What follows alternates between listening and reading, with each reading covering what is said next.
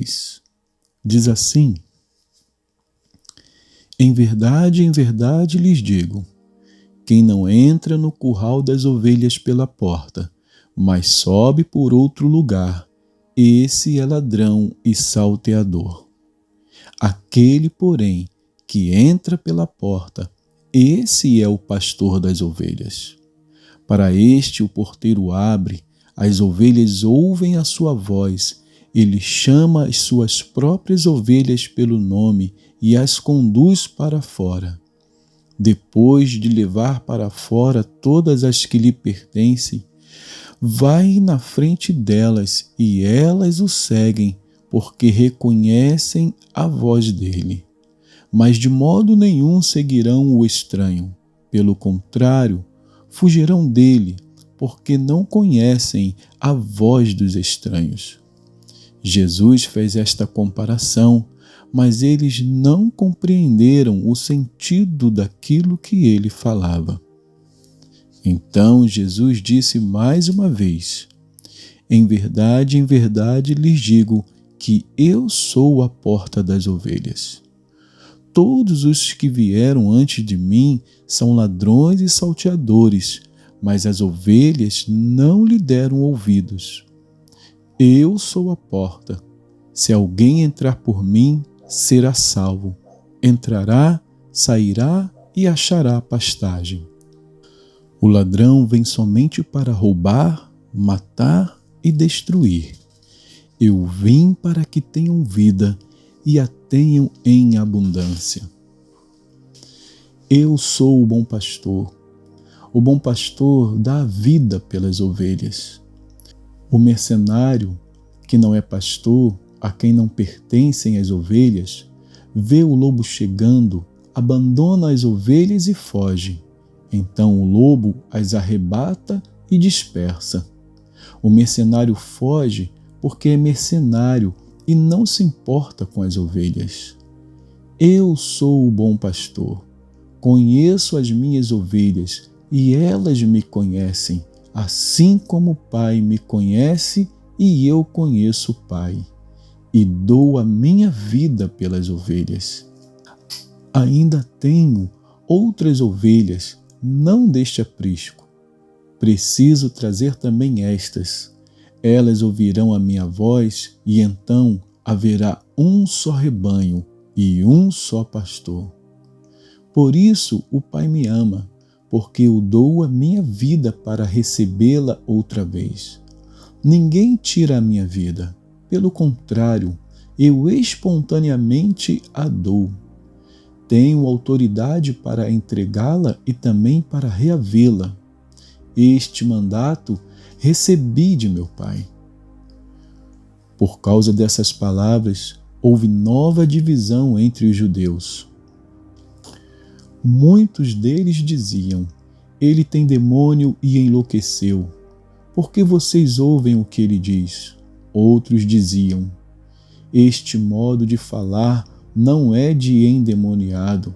Será que um demônio pode abrir os olhos aos cegos? Celebrava-se em Jerusalém a festa da dedicação. Era inverno. Jesus passeava no templo, no pórtico de Salomão. Então os judeus o rodearam e disseram: até quando você nos deixará nesse suspense? Se você é o Cristo, diga francamente. Jesus respondeu: já falei, mas vocês não acreditam. As obras que eu faço em nome do meu Pai dão testemunho de mim, mas vocês não creem porque não são das minhas ovelhas. As minhas ovelhas ouvem a minha voz, eu as conheço e elas me seguem. Eu lhes dou a vida eterna, jamais perecerão, e ninguém as arrebatará da minha mão. Aquilo que meu Pai me deu é maior do que tudo, e da mão do Pai ninguém pode arrebatar. Eu e o Pai somos um. Os judeus mais uma vez pegaram pedras com a intenção de apedrejá-lo, mas Jesus lhes disse: tenho mostrado a vocês muitas obras boas da parte do Pai. Por qual delas querem me apedrejar? Os judeus responderam: não é por boa obra que queremos apedrejá-lo, e sim por causa da blasfêmia, pois sendo você apenas um homem, está se fazendo de Deus. Jesus disse: não está escrito na lei de vocês, eu disse, vocês são deuses? Se ele chamou deuses àqueles a quem foi dirigida a palavra de Deus, e a Escritura não pode falhar, então como vocês dizem que aquele que o Pai santificou e enviou ao mundo está blasfemando só porque declarei que sou filho de Deus? Se não faço as obras do meu Pai, não acreditem em mim.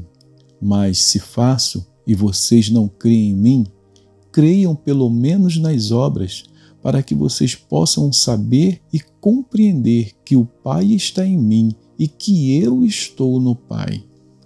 Então tentaram outra vez prendê-lo, mas ele se livrou das mãos deles. Novamente Jesus se retirou para além do Jordão, para o lugar onde João batizava no início, e ali permaneceu. E muitos iam até ele e diziam: João não fez nenhum sinal, mas tudo o que ele disse a respeito deste homem era verdade.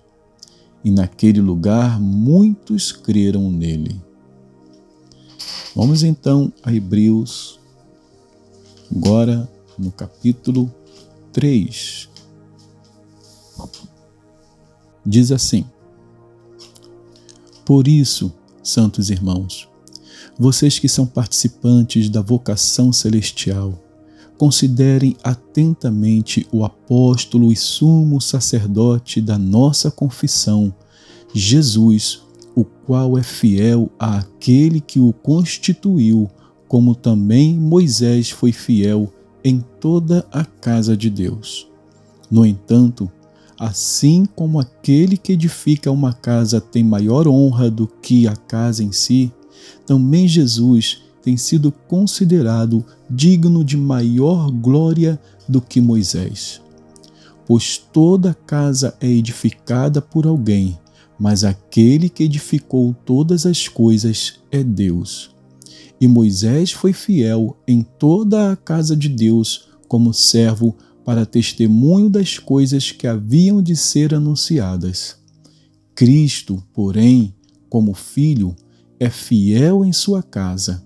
Esta casa somos nós, se guardarmos firme a ousadia e a exultação da esperança. Por isso, como diz o Espírito Santo, hoje, se ouvirem a sua voz, não endureçam o coração como foi na rebelião, no dia da tentação no deserto, onde os pais de vocês me tentaram, pondo-me à prova, e viram as minhas obras durante 40 anos.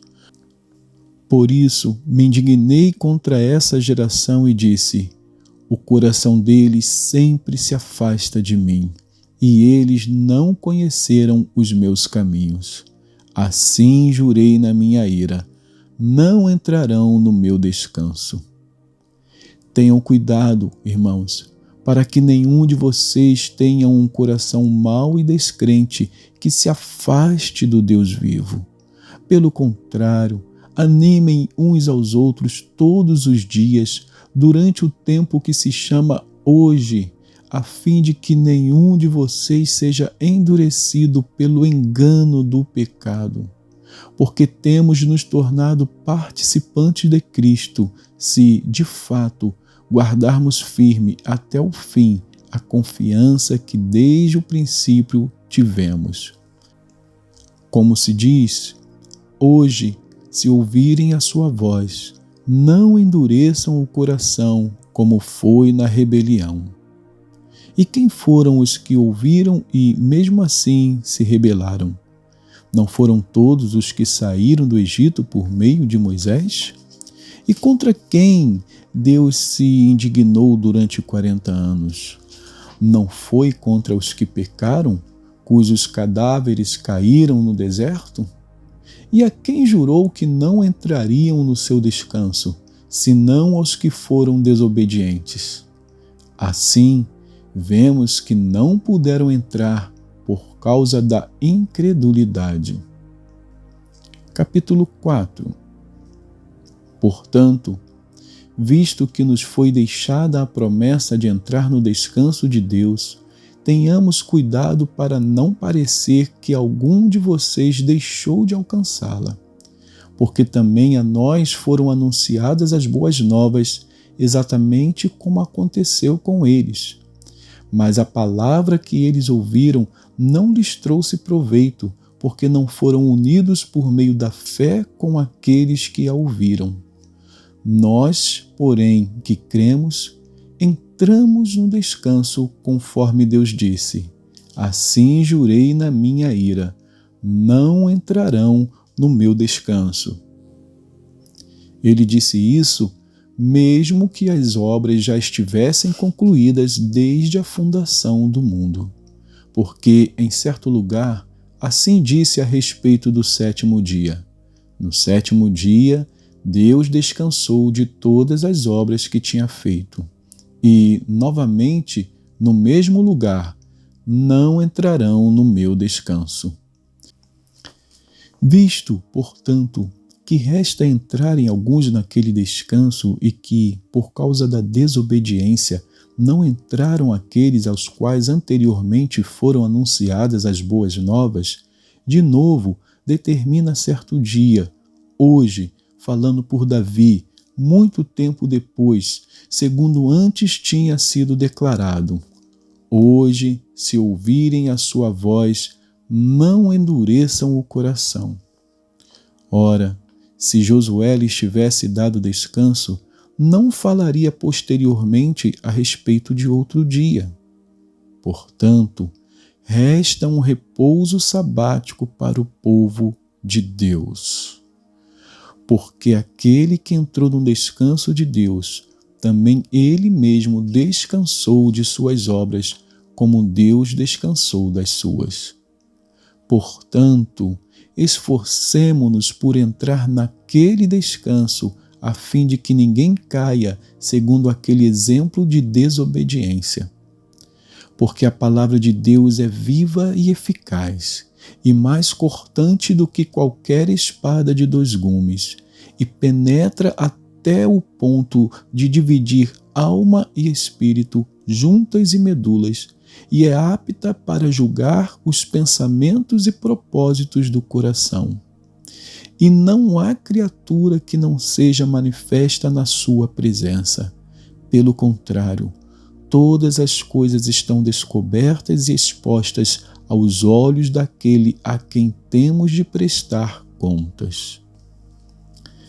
Tendo, pois, o Filho de Deus como grande sumo sacerdote que adentrou os céus, conservemos firmes a nossa confissão. Porque não temos sumo sacerdote que não possa se compadecer das nossas fraquezas. Pelo contrário, ele foi tentado em todas as coisas, à nossa semelhança, mas sem pecado. Portanto, aproximemo-nos do trono da graça com confiança, a fim de recebermos misericórdia e encontrarmos graça para ajuda em momento oportuno. E que Deus abençoe assim a porção da sua palavra.